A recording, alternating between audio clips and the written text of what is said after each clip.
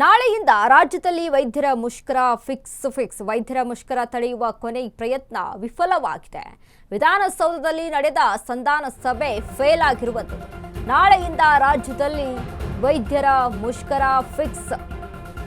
ವೈದ್ಯರ ಮುಷ್ಕರ ತಡೆಯುವ ಕೊನೆ ಪ್ರಯತ್ನ ವಿಫಲ. ವಿಧಾನಸೌಧದಲ್ಲಿ ನಡೆದ ಸಂಧಾನ ಸಭೆ ಫೇಲ್ ಆಗಿದೆ.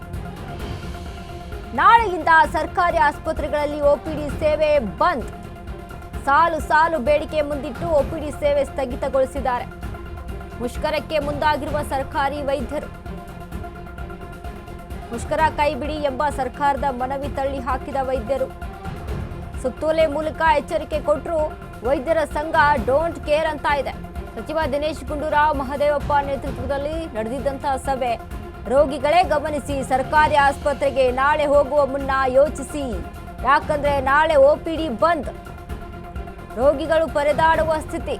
ಯಾಕಂದ್ರೆ ನಾಳೆ ವೈದ್ಯರ ಮುಷ್ಕರ ಫಿಕ್ಸ್ ಆಗಿರುವಂಥದ್ದು. ವೈದ್ಯರ ಮುಷ್ಕರ ತಡೆಯುವ ಕೊನೆಯ ಪ್ರಯತ್ನ ಸಹಿತ ಸರ್ಕಾರದಿಂದ ವಿಫಲವಾಗಿದೆ. ವಿಧಾನಸೌಧದಲ್ಲಿ ನಡೆದ ಸಂಧಾನ ಸಭೆ ಇಲ್ಲಿ ಫೇಲ್ ಆಗಿದೆ.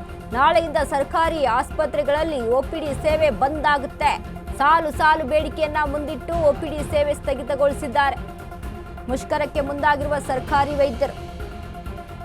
ಹಾಗಾದ್ರೆ ನಾಳೆ ಇದು ಯಾವ ಒಂದು ಮಟ್ಟಿಗೆ ತಾರಕಕ್ಕೆ ಹೋಗಿ ನಿಲ್ಲುತ್ತೆ ಅನ್ನುವಂಥ ಪ್ರಶ್ನೆ. ಯಾಕಂದ್ರೆ ಬೇಸಿಕ್ ಆಗಿ ಜನಗಳಿಗೆ ಬೇಕಾದಂಥ ಟ್ರೀಟ್ಮೆಂಟ್ಗಳು ಇಲ್ಲ ಅಂತ ಅಂದಾಗ ಜನಗಳು ಒದ್ದಾಡುವಂಥ ಸ್ಥಿತಿ ಬಂದು ಒದಗುವಂಥದ್ದು ಕನ್ಫರ್ಮ್. ಇಲ್ಲಿ ಒಪಿಡಿ ಸೇವೆ ಇಲ್ಲ ಅಂತ ಅಂದ್ರೆ ರೋಗಿಗಳು ಏನ್ ಮಾಡಬೇಕು?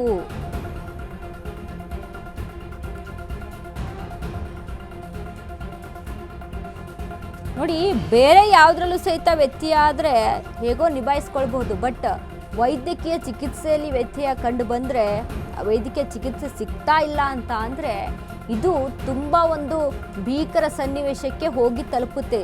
ರಾಜ್ಯ ಸರ್ಕಾರ ಇದಕ್ಕೆ ಏನಾದರೂ ಒಂದು ಈಗಲೇ ಇದಕ್ಕೆ ಕಡಿವಾಣವನ್ನು ಹಾಕೋದಕ್ಕೆ, ಇದ್ರ ಜೊತೆ ಸಂಧಾನವನ್ನು ಮಾಡಿಕೊಂಡು ಇದ್ರ ಜೊತೆ ಚರ್ಚೆಯನ್ನು ಮಾಡಿ ಒಳ್ಳೆಯ ಡಿಸಿಷನ್ ಅನ್ನು ತೆಗೆದುಕೊಂಡು ಬರೋದು ತುಂಬಾ ಉತ್ತಮ. ಯಾಕಂದ್ರೆ ಒಂದು ಕಡೆ ಏನಾದರೂ ಒಪಿಡಿ ಬಂದ್ ಮಾಡಿ ವೈದ್ಯರು ಮುಷ್ಕರಕ್ಕೆ ಮುಂದಾದ್ರೆ ನಿಜಕ್ಕೂ ಸಹಿತ ರೋಗಿಗಳು ಪರದಾಡುವಂಥ ಸ್ಥಿತಿ ಆಗ. ಇನ್ನು ಅದ್ರ ಜೊತೆಗೆ ಎಷ್ಟು ಹೆಣೆಗಳು ಬೀಳ್ತಾವೋ ಅದನ್ನು ಸಹಿತ ಹೇಳೋಕ್ಕಾಗಲ್ಲ. ಯಾಕಂದ್ರೆ ಇವಾಗಿನ ಎಮರ್ಜೆನ್ಸಿ ಸಿಚುವೇಶನ್ ಅಲ್ಲಿ ಎಷ್ಟೋ ಜನ ಆಸ್ಪತ್ರೆಯ ಮೇಲೆ ಅವಲಂಬಿತವರಾಗಿರುವಂಥವ್ರು ಇದ್ದಾರೆ.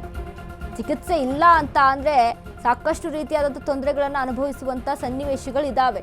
ಹಾಗಾಗಿ ಸರ್ಕಾರ ಇತ್ತ ಗಮನ ಹರಿಸಿ ಇದ್ರ ಬಗ್ಗೆ ಏನಾದರೂ ಒಂದು ಆ್ಯಕ್ಷನ್ ಅನ್ನು ತೆಗೆದುಕೊಳ್ಬೇಕು. ಅವರ ಬೇಡಿಕೆಗಳು ಏನಿದಾವೋ ಆ ಬೇಡಿಕೆಗಳನ್ನು ಅಲ್ಲಿ ಇದ್ರ ಬಗ್ಗೆ ಸ್ಪಂದನೆಯನ್ನು ಮಾಡಬೇಕಾಗಿದೆ. ಯಾಕಂದರೆ ನೋಡಿ, ವೈದ್ಯಕೀಯ ಚಿಕಿತ್ಸೆಯಲ್ಲಿ ಒಪಿಡಿ ಬಂದಂತ ಅಂದರೆ ಬೇಸಿಕ್ ವೈದ್ಯಕೀಯ ಚಿಕಿತ್ಸೆನೂ ಇಲ್ಲ ಅಂತ ಅಂದರೆ ಜನ ಹೇಗೆ ಅಲ್ಲಿ ತಡ್ಕೊಳ್ತಾರೆ? ಯಾಕಂದರೆ ದಿನಕ್ಕೆ ಎಷ್ಟೋ ಸಾವಿರಾರು ಜನ ಸಾಯುವುದುಂಟು, ಬದುಕುವುದುಂಟು.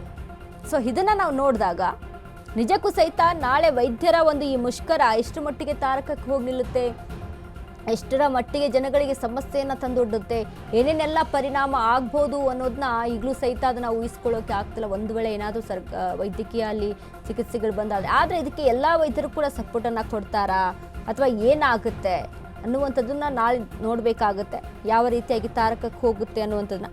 ಬಟ್ ಸರ್ಕಾರ ಬೇಗನೆ ಸ್ಪಂದಿಸಿ ಇದಕ್ಕೊಂದು ಒಳ್ಳೆಯ ನಿರ್ಧಾರವನ್ನು ತೆಗೆದುಕೊಳ್ಳೋದು ಒಳಿತು.